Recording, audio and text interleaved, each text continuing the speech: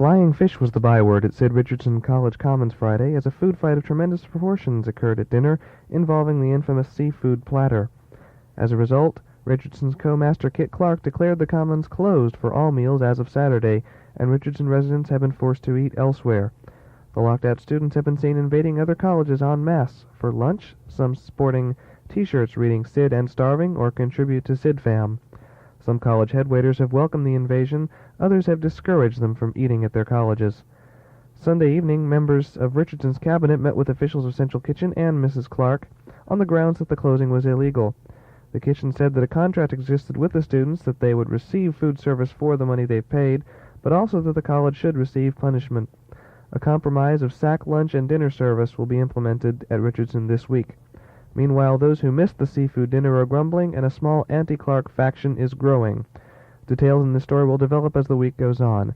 Dave Collins, KTRU News.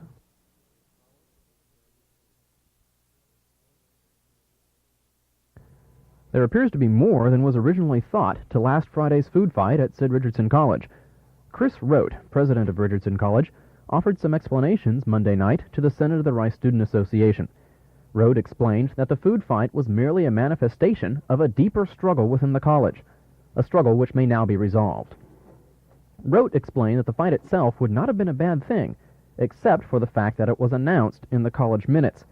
The minutes, entitled SRC Reports, contained several statements berating Dr. John Clark, the master of Richardson College.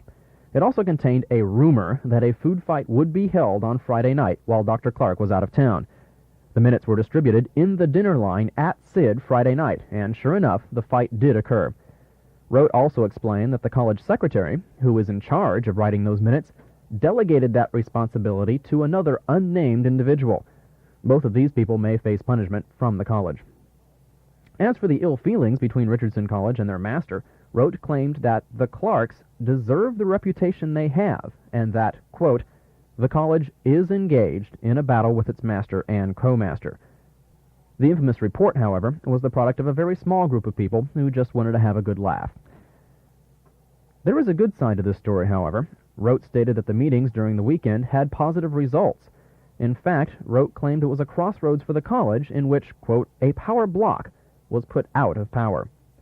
Rote also stressed the good communication that occurred between the Rice administration and students. The decision to close the Richardson Commons was first reached by Rote himself, along with the college's Chief Justice and Kit Clark, the co-master, and thus was not a power play on the other side. By the way, the Commons have now reopened and did serve dinner on Monday night. In fact, when Dr. Clark returns from his trip this Wednesday, Richardson College plans to greet him not as an enemy, but as a friend, and this chapter of Richardson history seems to be at an end. There may be repercussions that cover all the colleges, however, and we'll have more on that later. This is David Tuttle for KTRU News. Recent events that have occurred in the residential colleges have prompted the Rice administration to crack down on such activities, and the response by the student body has been less than favorable.